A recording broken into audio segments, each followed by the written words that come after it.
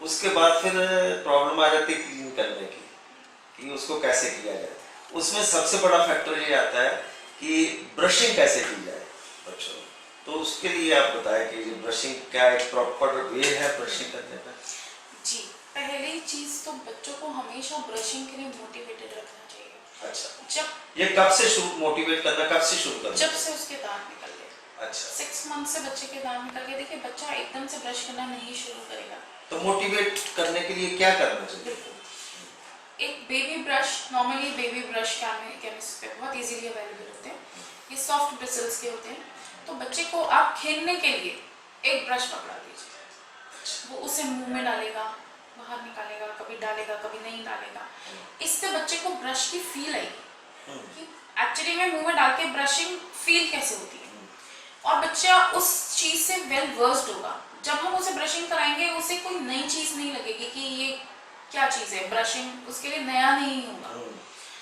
तो ये आप जब तक कंटिन्यू कर सकते हैं जब तक बच्चा आपकी बात नहीं समझता, क्योंकि बच्चे को प्रॉपर ब्रशिंग कराने के लिए उसको समझना जरूरी है कि हमें उसे कैसे प्रॉपर ब्रश कराना है।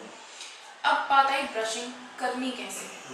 तो सिंस बच्चा हमारा एक टूथब्रश से वेल वर्स्ड है, जब आप ब्रश करें तो बच्चे को अपने पास खड़ा रखिए, मदर या फादर कोई भी खड़ा रखिए और उसे देखने दीजिए कि आप क्या कर रहे हैं। जब पेरेंट्स खुद ब्रश करें, जब पेरेंट्स खुद ब्रश करें। अच्छा। प्लस रात में पेरेंट्स ब्रश करें, ताकि बच्चे को शुरू से यह हैबिट हो कि रात में ब्रश करना भी जरूरी है। इट इज इक्वली इम्पोर्टेंट, जिस तरह से हम सुबह ब्रश करते हैं उतना ही जरूरी हमें रात को ब्रश करना भी है।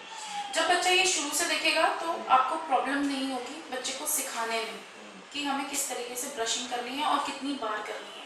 अब हमें ब्रशिंग कैसे करनी है, कैसा पेस्ट यूज करना है, किस तरीके से करना है, वो मैं आपको बताऊंगी। ये नॉर्मली बेबी ब्रश होता है।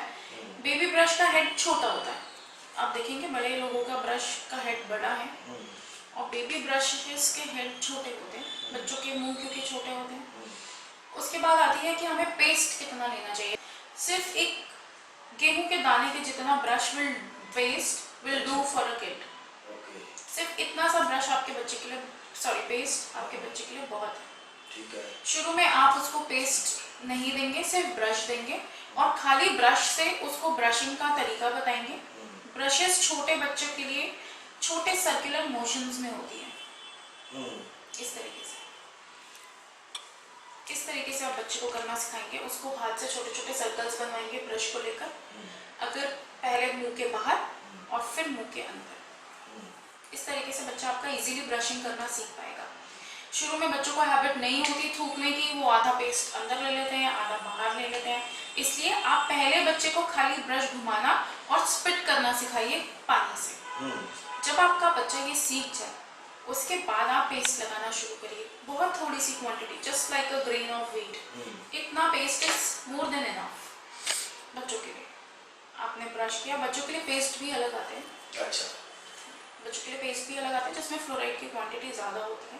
वो कैविटीज से बच्चों के दांतों को बचाता है। तो कोई भी आपका रेगुलर डेंटिस्ट जो भी आपको रिकमेंड करता है, there are many brands available, उसमें से जो आप बच्चों का पेस्ट है वो आप उनको। और यहाँ पे एक बात मैं पूछना जरूरी समझूंगा, जैसे आपने बताया कि बच्चा कई दफा अंदर भी दे, तो वो अगर पेस्ट अंदर चला जाता है तो वो डेंजरस तो नहीं है?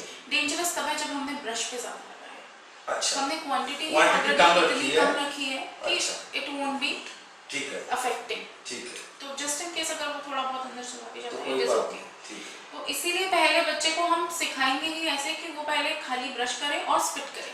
अच्छा, वो इसीलिए है कि ताकि वो पेस्ट इंजेस्ट ना करे। ठीक ठीक ठीक। जब हमारा बच्चा हमें लगा कि ठीक से करने लगा, हमने पेस्ट लगाना शुरू कर दिया ब्रश पे।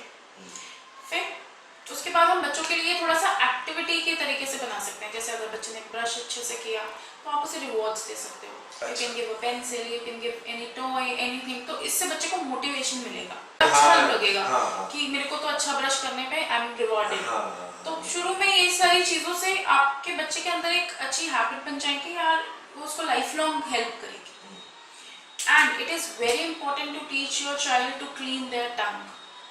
नॉर्मली हम सिर्फ दांतों पे ध्यान देते हैं, पर दांतों के साथ हमारा टंग है, चीक्स हैं, ये सारी चीजें भी क्लीन करना बहुत जरूरी है।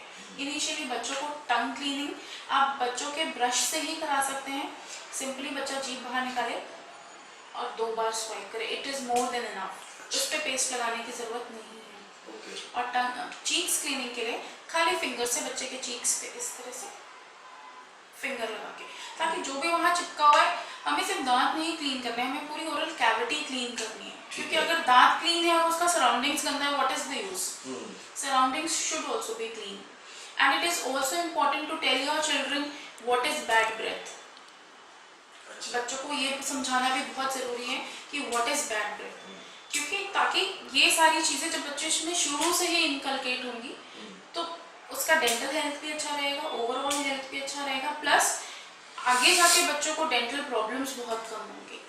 It can be taken care इसी पॉइंट इन टाइम पे। अगर हम ये सारी चीजें बच्चों में इनकलकेट करें तो आगे जाके उनकी प्रॉब्लम्स सरेंडर कर देंगे। ये ओरल कैविटी जो है, दांत ले लो या टंग ले लो, चीक्स ले लो, अंदर से अगर ये गंदी है तो क्या इसका इफेक्ट जो है वो पेट पे भी पड़ता है, डाइजेस्टिव सिस्टम पे भी पड़ता है? क्योंकि सलाइवा एक ऐसी चीज़ है जो कि डाइजेशन में काम आती है, और अगर वो सलाइवा जो है वो गंदा हो गया तो वो कितना अफेक्ट करता है, कितना नुकसान करता है पेट की डाइजेशन के ऊपर?